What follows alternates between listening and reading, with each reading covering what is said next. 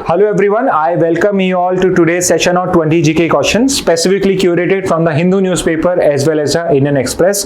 तो आज के जो 20-20 इंपॉर्टेंट क्वेश्चंस हैं आज के न्यूज़पेपर से उनको आज हम गो थ्रू करेंगे। ओके सो पहला क्वेश्चन है, what was the age limit set by the supreme court in the independent thought case to criminalise sexual intercourse with a wife. तो बेसिकली आपसे मैरिटल रेप एक्सेप्शन में जो आपकी increase limit करी गई है, ऑल्दो वो बीएनएस के अंदर में हमने उसे बाय लॉ भी कर दिया है, but before the BNS amendment came up it was a supreme court case of independent thought with of India, जिसमें मैरिटल रेप एक्सेप्शन की जो एज थी उसको इंक्रीज कर दिया गया था और वो एज है आपकी 18 years. So correct answer first का हो जाएगा ऑप्शन डी। नेक्स्ट पे आते हैं, which ancient Indian dynasty is known for its well organised village assemblies और सभास। तो यहाँ पे आपके गुप्ता डायनेस्टी में, मौर्य में, चोला डायनेस्टी में और कुछ हद तक कुषाण डायनेस्टी में लोकल विलेज असेंबलीज एग्जिस्ट करती थी, बट यहाँ पे आपसे पूछा गया कि सबसे best well organised village assemblies also known as sabha किस पर्टिकुलर डायनेस्टी में थी। तो उसका करेक्ट आंसर आ जाएगा ऑप्शन ए आपका चोला डायनेस्टी, जहां पे there was a well organise system of village assemblies जिनको सभा भी कहा जाता था। सो 2 का करेक्ट आंसर हो जाएगा A Chola dynasty. So what was the difference between Chola dynasty and बाकी की डायनेस्टी पंचायत? तो ये इतनी वेल ऑर्गेनाइज नहीं थी, या फिर दे वर नॉट लीगली रिकॉग्नाइज्ड, या इनको प्रॉपर रिकॉग्निशन नहीं था फ्रॉम द हायर अथॉरिटीज। तो अगर जो पर्टिकुलर डिस्प्यूट जो लेकर जा रहे हैं वो पार्टीज अगर उसको पंचायत की इन्फ्लुएंस को मानते हैं तो वो जजमेंट दे सकते हैं, otherwise that was not allowed, उसकी कोई लीगल वैल्यू नहीं होती थी। बट चोला डायनेस्टी के अंदर में उनके पास में जुडिशियल पावर भी होती थी।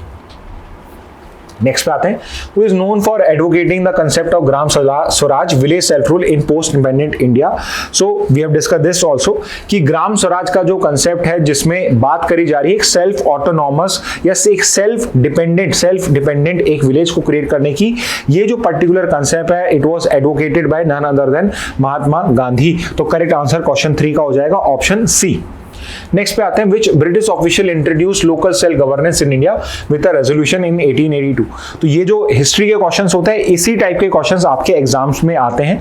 अगर आप 2 साल के क्लैट का पेपर देखोगे तो 1 साल नॉन कॉपरेशन मूवमेंट पे और 1 साल सिविल डिसोबीडियंस मूवमेंट दांडी मार्च रिलेटेड आपके पैसेजेस आए हैं। तो उसी बेसिस पे अगर लोकल सेल्फ गवर्नमेंट पे अगर टॉपिक आता है तो उसमें प्री इंडिपेंडेंट पोस्ट इंडिपेंडेंट के क्वेश्चन बन के आ सकते हैं।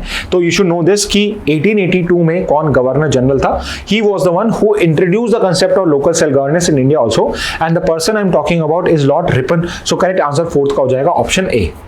नेक्स्ट पे आते हैं, which constitutional amendment institutionalize the panchayati raj system in India.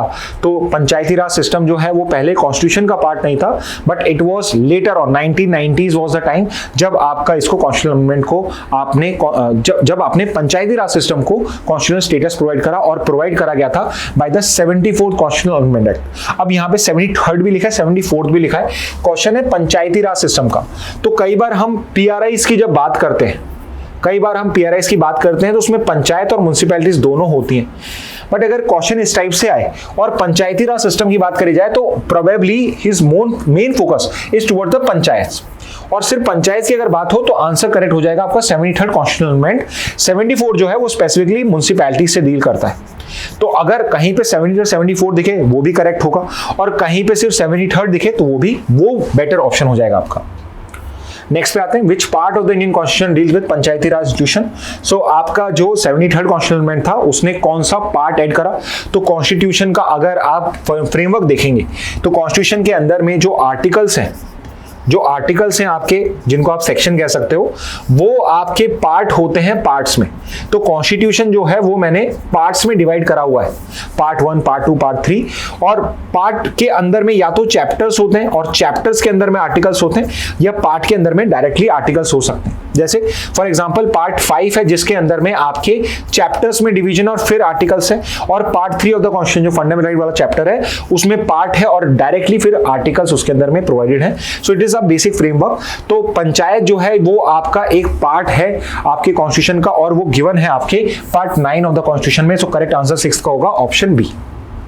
Next पे आते हैं, the 73rd amendment mandates regular panchayat election. What is the maximum gap allowed between two election? Maximum gap क्या हो सकता है between two election? So simply asking you, बहुत complicate करके थोड़ा अलग तरह से पूछा है, बट बेसिकली आपसे टर्म पूछी गई है। तो दो इलेक्शन के बीच में मैक्सिमम गैप 5 साल का हो सकता है। सो करेक्ट आंसर 7th का हो जाएगा सी। नेक्स्ट में आते हैं, which schedule of the Indian constitution contains 29 functional items for panchayati raj institution. तो जो आपका 73rd कॉन्स्टिट्यूशनल अमेंडमेंट एक्ट था, जो आपका 73rd कॉन्स्टिट्यूशनल अमेंडमेंट एक्ट था, उसने पार्ट 9 इनकॉर्पोरेट करा है कॉन्स्टिट्यूशन में, एंड प्लस उसके अंदर से एक आपका शेड्यूल भी ऐड करा गया है जो है 11th शेड्यूल, जिसके अंदर में पंचायत के कौन कौन से कंपलसरी 29 फंक्शंस होंगे जो स्टेट गवर्नमेंट को डिवॉल्व करने पड़ेंगे वो मेंशन है। सो करेक्ट आंसर क्वेश्चन 8 का होगा ऑप्शन डी। नेक्स्ट पे आ जाते हैं क्वेश्चन 9 पे, which year marks the introduction of 73rd constitutional amendment that institutionalized panchayati raj की 73rd कॉन्स्टिट्यूशनल अमेंडमेंट एक्ट जो है ये किस साल आया था? तो ये पर्टिकुलरली आया था आपका इन द ईयर 1992। 73rd 74 दोनों एक साथ ही इंट्रोड्यूस करे गए थे, तो ये दोनों ही एक्ट्स आपके 1992 में आए थे। 9th का करेक्ट आंसर होगा ऑप्शन डी। नेक्स्ट पे आते हैं, which international agreement aims to limit global warming to well below 2 degree Celsius above pre industrial levels. तो यहाँ पे उस एग्रीमेंट का नाम पूछा गया है जिसमें 2 डिग्री सेल्सियस की आपको ग्लोबल वार्मिंग लिमिट बताई हुई है। तो इसका आंसर एवरीवन नोज कि इट इज पेरिस एग्रीमेंट, जो 2015 के अंदर में कंट्रीज ने साइन किया था। नेक्स्ट क्वेश्चन पे आ जाते हैं 11th पे, in the context of carbon pricing what does polluter pays principle imply. तो आपका जो क्लाइमेट चेंज है, ग्लोबल वार्मिंग है, या फिर मैं बात करूं एनवायरमेंटल पॉल्यूशन की, सो रिमेंबर जो पॉल्यूटर्स पे का प्रिंसिपल है, this is not just limited to carbon pricing, उसका भी पार्ट है, बट ये बेसिकली एनवायरमेंटल पॉल्यूशन से डील करता है। एंड इसको बहुत सिंपल है समझना, पॉल्यूटर्स पे का मतलब है कि जो पॉल्यूशन करेगा वो उसको पेमेंट भी करेगा। तो जो पॉल्यूशन करा गया है, या तो उस पॉल्यूशन पे, जो पॉल्यूशन करने का मैं कुछ पेमेंट का मैकेनिज्म ड्रॉ करूं, या फिर उस पॉल्यूशन को क्लीन अप करने के लिए वापस से स्टेटस को एस्टैब्लिश करने के लिए, यहां पे मैंने एक टर्म यूज करा है स्टेटस को। Do you know what is the meaning of status को? तो अगर मुझे वापस से स्टेटस को एस्टैब्लिश करना है तो उसके लिए क्या एक्सपेंडिचर लगेगा वो मेरे को पॉल्यूटर्स पे प्रिंसिपल में बताना होता है। तो polluters pay principle is basically polluters bear the cost of the environmental damage. तो करेक्ट आंसर 11th का होगा ऑप्शन बी। नेक्स्ट क्वेश्चन पे आते हैं, what is a primary green house gas responsible for global warming as mentioned in the context. Okay, तो basically primary green house gas कौन सी है एज पर जो पर्टिकुलर आर्टिकल था उसके बारे में है, ये क्वेश्चन वहां से है। तो अगर आप वो पर्टिकुलर आर्टिकल पढ़ते हैं, या otherwise also if you know कि जब ग्रीन हाउस गैसेस की बात करी जाती है तो उसमें सबसे ज्यादा कॉन्ट्रीब्यूशन जो आपके ग्लोबल वार्मिंग को करता है, it is none other than your carbon dioxide, जो सबसे ज्यादा पोटेंट ग्रीन हाउस गैस है आपकी। ओके, तो करेक्ट आंसर 12th का सी हो जाएगा। नेक्स्ट पे आते हैं, what is the primary purpose of issuing green bonds. तो आज हमने बॉन्ड समझे थे, ग्रीन बॉन्ड समझे थे, सॉवरेन ग्रीन बॉन्ड समझे थे। तो यहाँ पे सिंपल सा क्वेश्चन है कि एक जो ग्रीन बॉन्ड इशू करा जाता है उसका प्राइमरी पर्पस क्या होता है। तो अगर आपको पता है कि ग्रीन बॉन्ड में ग्रीन किस चीज के लिए स्टैंड करता है, so you would be easily able to answer it. And basically यहाँ पे ग्रीन बॉन्ड्स डिटरमाइन करते हैं कि उनको कहाँ यूटिलाइज करा जाएगा। सो जो ग्रीन बॉन्ड्स होते हैं, they are basically used to finance environmentally sustainable project, इसीलिए इनको ग्रीन बॉन्ड्स कहा जाता है। 13 का करेक्ट आंसर होगा ऑप्शन ए। नेक्स्ट पे आते हैं, when did India introduce its sovereign green bonds. Sovereign green bonds framework सबसे पहले इंडिया ने कब इंट्रोड्यूस किया था? सो इंडिया ने सॉवरेन ग्रीन बॉन्ड सबसे पहले 2022 में लेकर आया था। तो 14 का करेक्ट आंसर होगा ऑप्शन सी। नेक्स्ट पे आते हैं, what is the primary objective of the prime minister धन धान्य कृषि योजना PMDKY। तो यहाँ पे जो आपकी स्कीम आई है धन धान्य कृषि योजना जो है प्रधानमंत्री की, इसका प्राइमरी ऑब्जेक्टिव क्या है? तो इसमें सबसे मेन ऑब्जेक्टिव है कि यहाँ पे हम एग्रीकल्चर प्रोडक्टिविटी और क्रॉप डाइवर्सिफिकेशन करेंगे, that is the main agenda. इसके अलावा हम यहाँ पे पोस्ट हार्वेस्ट स्टोरेज पे भी वर्क करें, पोस्ट हार्वेस्ट स्टोरेज सिस्टम पे भी वर्क करा जाएगा, and very important credit access पे भी वर्क किया जाएगा कि कैसे सस्ता लोन मिल सकता है फार्मर्स को, उस पे भी वर्क किया जाएगा। नेक्स्ट पे आते हैं, how many districts will be covered under the prime minister DKY scheme. So आपकी गवर्नमेंट की एक और स्कीम है जो नीति आयोग ने सजेस्ट करी थी, उसी से हमने ये पर्टिकुलर मॉडल वहां से हमने लिया है, और उस पर्टिकुलर मॉडल के बेसिस पे हमने यहाँ पे इंडिया की जो सबसे लो प्रोडक्टिविटी सबसे ज्यादा लो प्रोडक्टिविटी 100 डिस्ट्रिक्ट्स है, लो प्रोडक्टिविटी 100 डिस्ट्रिक्ट्स है in terms of agriculture yield, उनको यहां पे हम टारगेट करेंगे और वहां पे हम जो ऑब्जेक्टिव जस्ट पिछले क्वेश्चन में करा उन पे हम वर्क करेंगे। सो 16 का करेक्ट आंसर होगा ऑप्शन सी। नेक्स्ट पे आते हैं, which existing program serves as a model for PMDKY। तो अगेन इसीलिए मैंने आपको बताया नहीं था कौन से प्रोग्राम की बात हो रही है पिछले क्वेश्चन में। सो प्रोग्राम है एस्पिरेशनल डिस्पैरिट प्रोग्राम, जिसके अंदर में हमने इंडिया की सबसे ज्यादा 112 अंडर डेवलप्ड डिस्ट्रिक्ट को यहां पे इस प्रोजेक्ट का पार्ट बनाया, एस्पिरेशनल डिस्ट्रिक्ट प्रोग्राम। करीब करीब 5 मैट्रिक्स के ऊपर पे एंड 49 इंडिकेटर्स के बेसिस पे हम वहां पे डेवलपमेंट को जज करेंगे। सो 112 अंडर डेवलप्ड जो डिस्ट्रिक्ट है, मतलब हम नीचे से सबसे बॉटम सब अप्रोच यूज कर रहे हैं, सबसे कम जो अंडर डेवलप्ड है उनका हमने क्रॉस चेक करा है। सो 17 का करेक्ट आंसर होगा option D.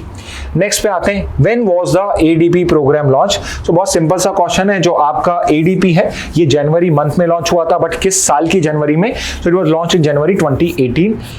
A project launched by या was conceptualized या brain child या conceptualized कह लीजिए, brain child कह लीजिए of नीति आयोग। नेक्स्ट पे आते हैं, which Indian prime minister launch the aspirational district programme. तो अगर आप पिछला आंसर कर पाए तो I am sure it's very easy. 2018 में लॉन्च हुआ है और 2014 से we are under a single prime ministership only and that is Narendra Modi. So correct answer 19 का हो जाएगा option C. So let's look at the last question, which amendment to the United states constitution fix the 2 term limit for the president. तो ये topic हमने Indian express से सबसे last में करा था, डिटेल में समझना है आप वहां देखिए, बट यहाँ पे सिंपल क्वेश्चन है, कौन से अमेंडमेंट के थ्रू कॉन्स्टिट्यूशन के, यूएस कॉन्स्टिट्यूशन के कौन से अमेंडमेंट के थ्रू 2 टर्म लिमिट जो है वो यूएस प्रेसिडेंट की फिक्स करी गई थी। तो 1951 में ये अमेंडमेंट आया था। The amendment is the 22nd amendment to the US constitution ratified in 1951 and now it has made it a legal term, it has made a legal limit of 2 terms पर president. Okay, so this would be the answer for the last question. Okay, so student, these were the important 20 GK questions for today. In case you have any doubt, any feedback, please mention it in the comment box.